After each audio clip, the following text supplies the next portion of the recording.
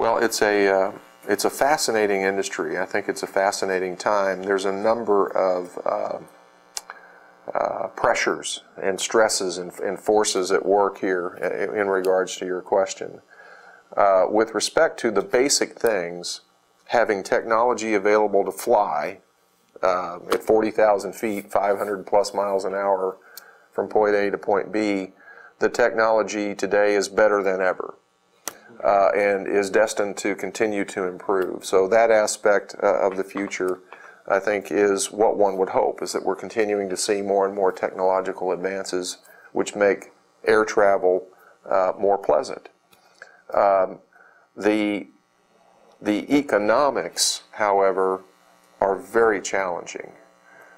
So while the product has the prospect of getting better and better, the profit-producing capabilities of air travel are no better than they have been, and in some ways one could argue that they're worse. You know, you look at the decade ending here in 2010, and the industry is going to lose billions of dollars around the world. So, and why is that? Well, we have our normal cyclical challenges with the economic ups and downs. Most of the economic cycles affect business travel because consumers, interestingly enough, will continue to fly and take vacation trips and visit family and what have you. But business is very disciplined, and in times of economic recession, they'll cut travel, and it's one of the more discretionary expenditures that companies have. So we have that, and that's normal. What is a real game changer, though, this past decade is energy cost. So when crude oil is $20, our overall economics are one thing. When crude oil is $80, it's a whole different ballgame. And that's the big change since 2005. And that because of that, it makes one wonder, well, where are we headed from here? And how will air travel adjust to that? Because business travelers and consumers have told us always that they'll only pay so much. It is a very discretionary expenditure with both market sets.